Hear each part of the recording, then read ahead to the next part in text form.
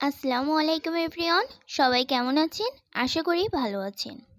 আজকে সন্ধ্যাবেলা হঠাৎ করেই কিছু খেতে মন চাইলো, কিন্তু কি খাওয়া যায়? তো বাড়িতে থাকা উপকরণ দিয়ে তৈরি করছি ফ্রেঞ্চ ফ্রাই। তো প্রথমে আমি আলুগুলোকে ছিলে নিব।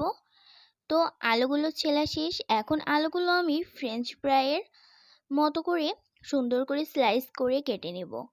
তো এর আগে আমি বাসায় আরও কয়েকবার ফ্রেঞ্চ ফ্রাই তৈরি করেছি। তো খুব সিম্পলভাবে এই রেসিপিটা আমার খুব ভালোই লাগে। অল্প কিছু টাইমের ভিতরেই তৈরি করা যায়। তো এই যে আমার আলুগুলো সুন্দর করে স্লাইস করা শেষ।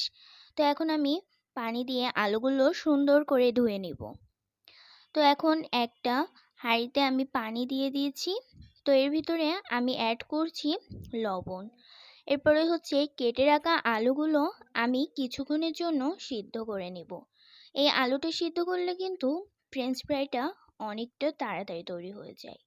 তো এর ভিতরে আমি দিয়ে দিচ্ছি ঝালের গুঁড়া আর দিয়ে দিব চালের গুঁড়া। তো এই চালের গুঁড়াটা দিয়েই আগে আমি তৈরি করতাম। তো চালের গুঁড়াটা দেওয়ার ফলে কি হয়, এটা হচ্ছে অনেকটাই ক্রিস্পি হয়। আর চালের গুঁড়াটা দিলে আমার কাছে বেশ ভালোই লাগে। এরপরে দিয়ে দিচ্ছি আমি এর ভিতরে কর্নফ্লাওয়ার। তো কর্নফ্লাওয়ারটা আমি এর আগে একবার তৈরি করেছিলাম, তখন ইউজ করেছিলাম। একটা ভিডিও দেখে আমি কর্নফ্লাওয়ারটা ইউজ করি। তো আমার বেশ ভালোই লাগে, এটা আরও অনেকটা ক্রিস্পি হয়। তো সেই থেকে এটা ইউজ করছি। তো এরপরে হচ্ছে আমি কড়াইতে তেল দিয়ে ফ্রেঞ্চ ফ্রাইগুলো সুন্দর করে ভেজে নিব 2 বার করে। তো এই যে আমার ফ্রেঞ্চ ফ্রাইগুলো 2 বার করে ভাজা শেষ। তো এটা খুব সিম্পলভাবেই কিন্তু বাড়িতে তৈরি করা যায়। তো আপনারা কিন্তু অবশ্যই ট্রাই করবেন এই রেসিপিটা। আজকের মতো এখানেই বিদায় নিচ্ছি।